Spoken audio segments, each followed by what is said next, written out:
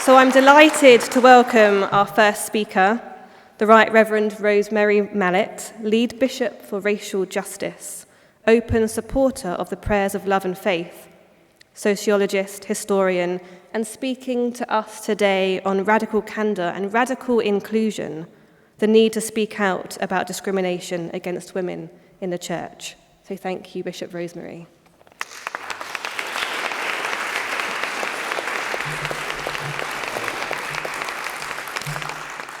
Good morning, everyone. When Martine asked me to give an address to this conference, I wasn't coming forward to say yes, and there's a reason that I will explain.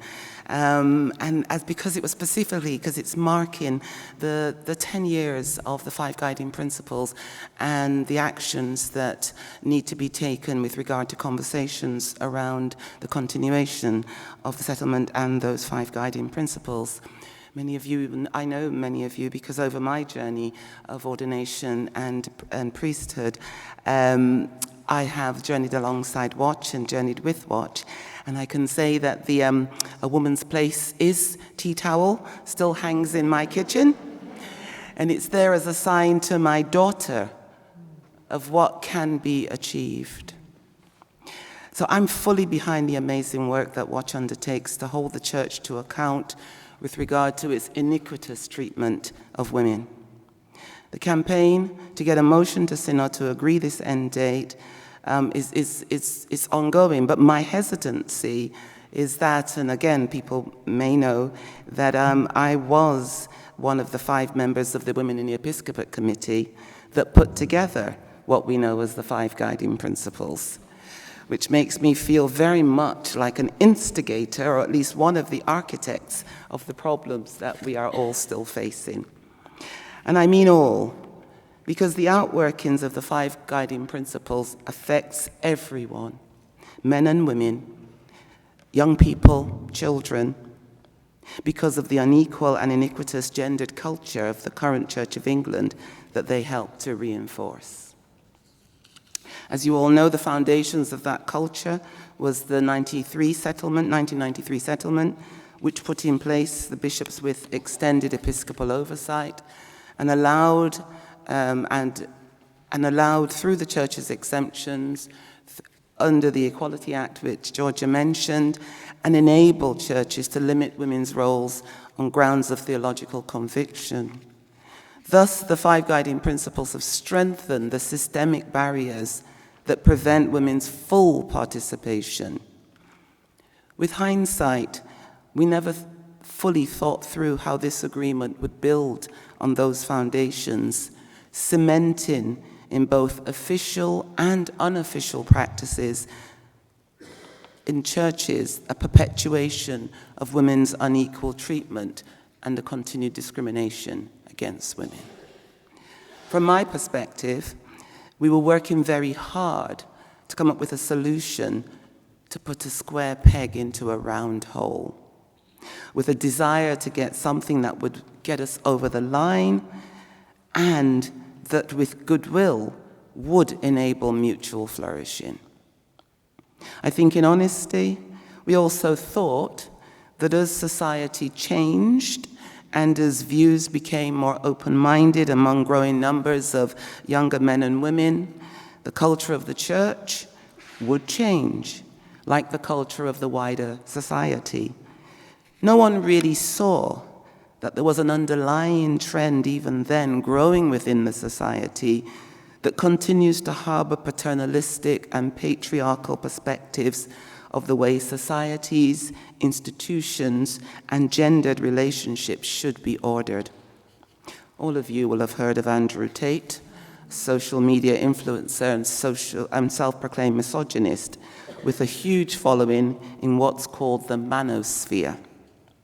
Some of you may have watched the series Adolescence, with its much hyped interrogation of incel culture, that's involuntary celibate culture, and the portrayals of violence against women and girls, and the underlying and growing misogyny affecting boys as young as 13 and impacting girls and the way they live their lives. That was a Netflix story. The real-life recent story of toxic masculinity and male rage and anger at rejection was the killing of Eliane Andam in Croydon. What I noticed in the Netflix series was that nearly all the main female characters were affected by male frustration, anger, and violence, and were given few opportunities to voice it. This is the wider cultural space that operates in the 21st century, in our society and throughout the world, and as we see over the Atlantic, very much becoming part of the culture of the government there. Within the church, that does mean that there has not been a diminution, but an ossification, if not growth, of the viewpoints purported by those who feel unable to receive the ministry of women bishops or priests, or those male bishops who have ordained them.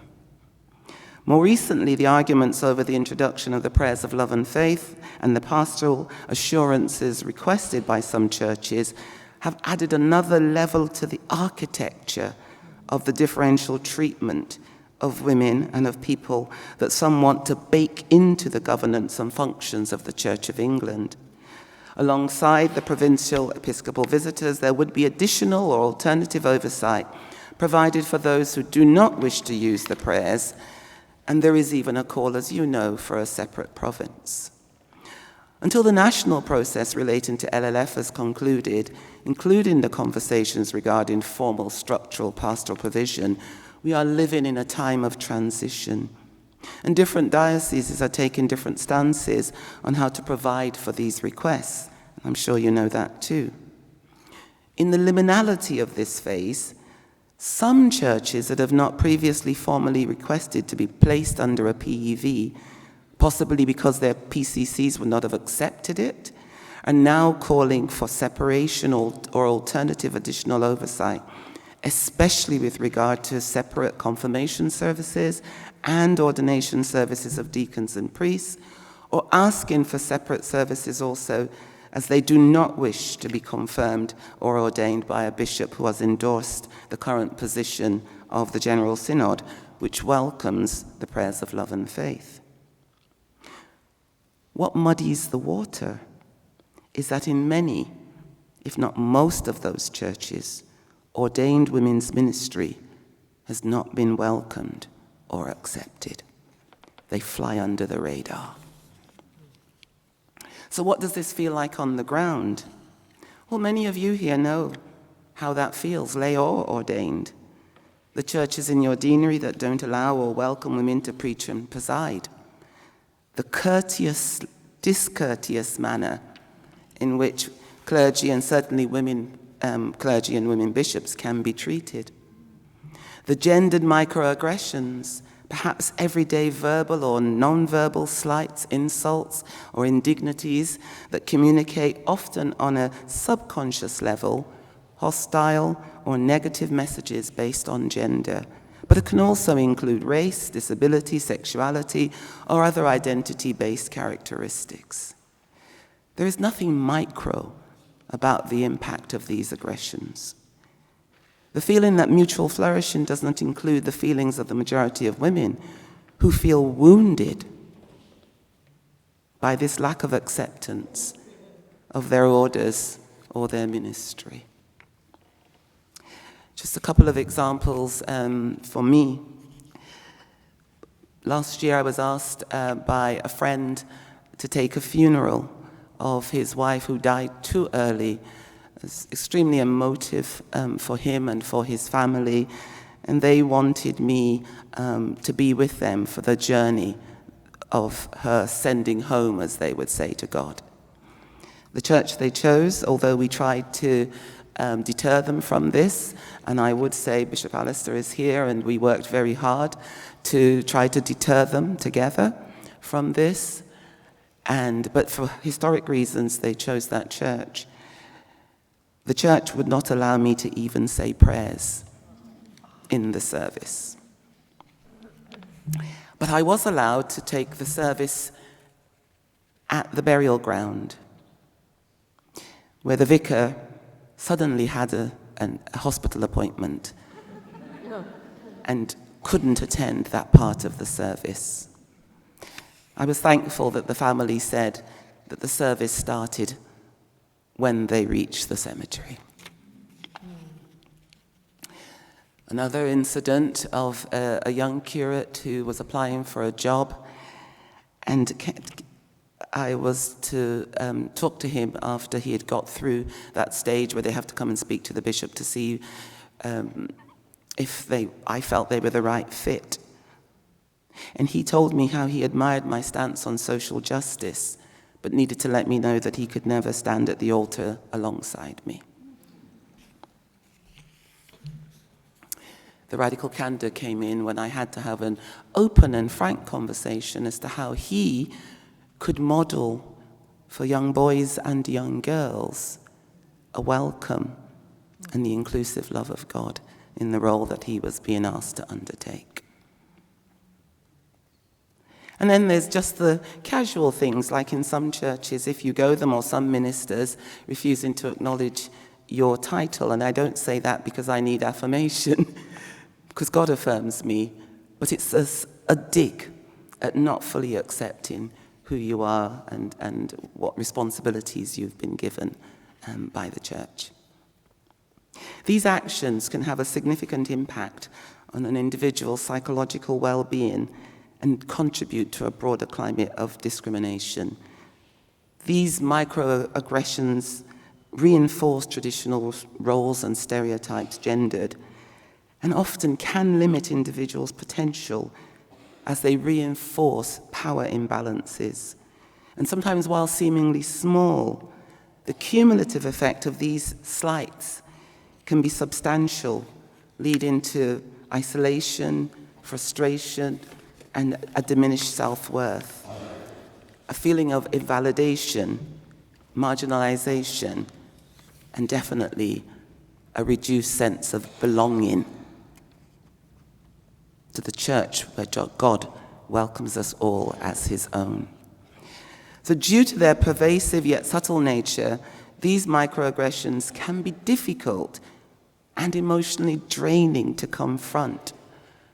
For racialized groups and for women like me, the repeated experience of having to question our right to feel offended and the constant reminder that we are not welcome can lead to physical or mental health concerns. We internalize the critiques quite often and soldier on, and then we get noted for our resilience and our strength. Some seemingly harmless acts or statements that perpetuate these stereotypes, the lived experience of marginalized groups as a person of color, I get, "Oh, you speak very good English."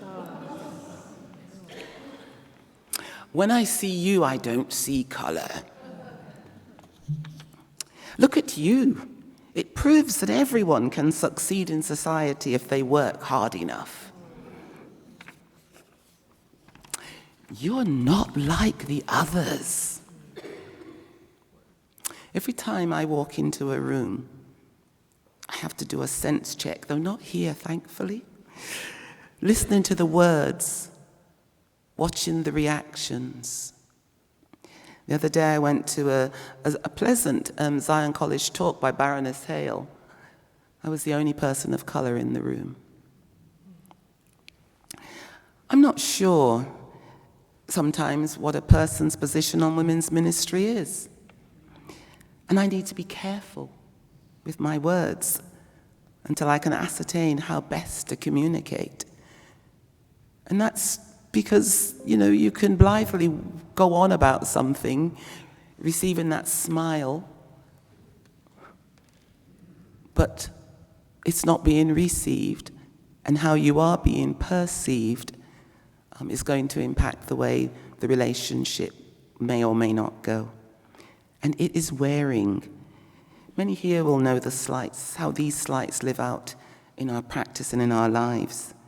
The terms that objectify or diminish women into roles or responsibilities, or the assumptions about a person's ability or interest based on gender.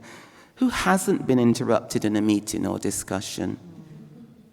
Who's not pushed for change and not been called assertive?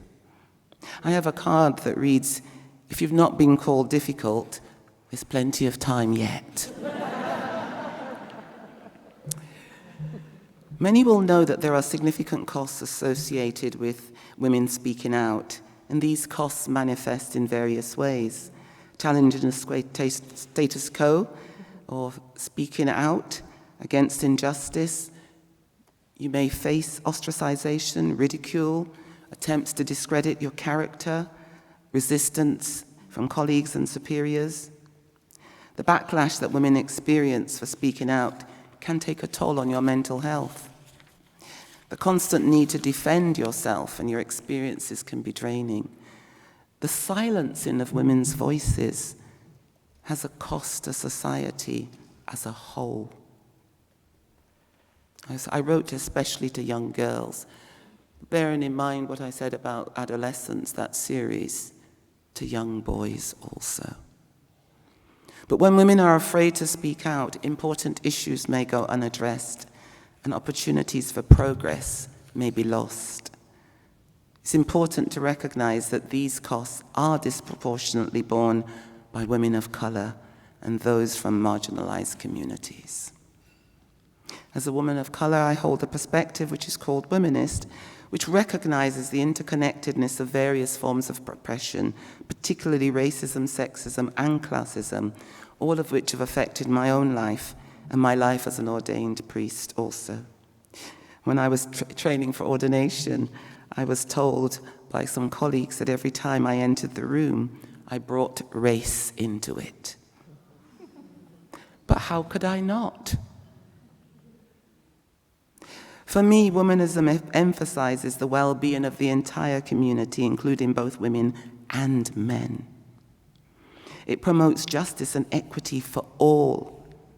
I suppose what a womanist perspective would advocate is what we call, perhaps controversially in the Church of England, and I say controversially because this phrase that I'm going to use kicked off the whole LLF conversation. That is radical inclusion. This approach would emphasize a proactive and uncompromising commitment to ensuring that everyone, especially those historically marginalized or excluded, has a genuine sense of belonging and participation. And this does demand a willingness to challenge the existing norms and structures that perpetuate exclusion and to properly address issues of power, privilege, and bias. It also demands an active and ongoing commitment to creating and maintaining inclusive environments. Essentially, radical inclusion is about creating spaces where everyone feels valued, respected, and empowered to participate. We are nowhere near that. So how do we get to the position of radical inclusion? Well, the term that is used and titled up my talk is that of radical candour. Now, those of us in senior leadership have come across this in the area of safeguarding, where it means to be fully transparent in the ways we function, in our conversations. So how we function at a church, and if we could do that, that would be transformational for the governance structures of the church. And that's because the system of patronage is still alive and well, still relying on a who you know and a how we do it around here culture. Radical candour would mean respectful, honest, and straightforward conversations and decision-making. It would mean that institutions would be built on strong, open structures that are understood by all. This would get us around the challenge of churches that don't subscribe to a PEV, but nonetheless don't welcome women. However, it's no panacea for change, because we must always be aware of the power dynamics in environments with existing power imbalances. Undergirding any approach to equitable and fair treatment is the need to recognize and to address our own biases and to avoid perpetuating the microaggressions so as to create an inclusive environment. I need to say here that there is no binary on the position of men and women and black and white or of issues of power and patronage. It's not either or the other. We can all be guilty of unconscious bias. Cultural traditions, including gender stereotypes, are often transmitted by women in society, and many people of color can collude with unjust structures. So I want to end with the story of the woman who speaks up, a woman who speaks up and speaks out. In Luke 18:1-8, we hear of the tenacious widow seeking injustice from an ungodly judge who feels threatened by her persistence.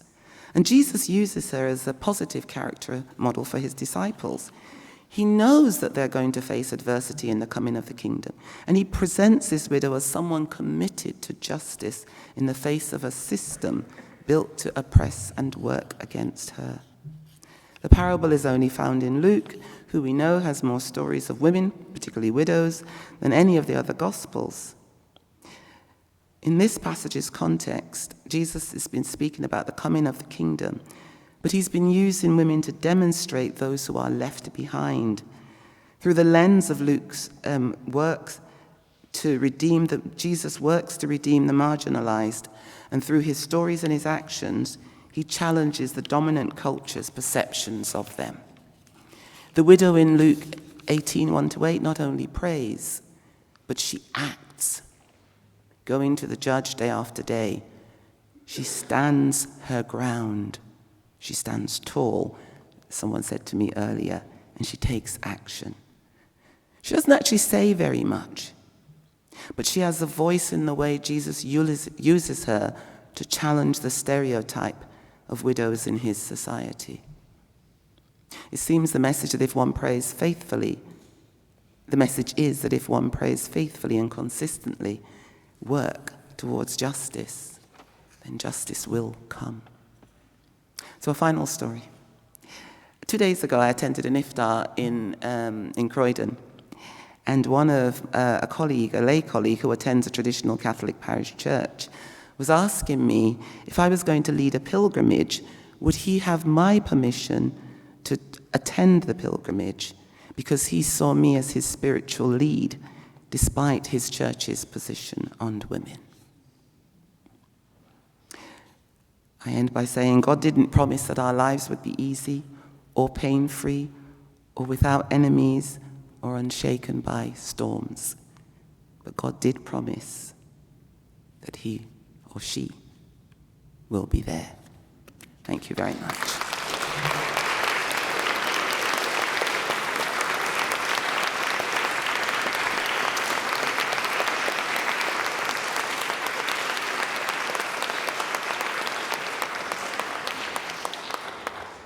So in your packs, you should have pieces of paper. You can either rip out something from your notebook or you've got some cards. If you have a question, please write down your question on that piece of paper, and Kristen's going to come around and pick them up. So just wave them in the air when they are done. And Martine, perhaps you want to join us up here as well. Just from the back, if we're sat down, can you see us, or do you need us to stand up when we're talking? Stand up, okay. Well, as we move round, we will stand up for you. So any questions, please wave them in the air for Kristen. No questions. I think Martine has a question for you. I've always got a question, yeah. I was reading something the other day that talked about women in the church compromising their voices and making themselves smaller, that we're really under pressure to do that to serve faulty theology and insecurities of some male clergy.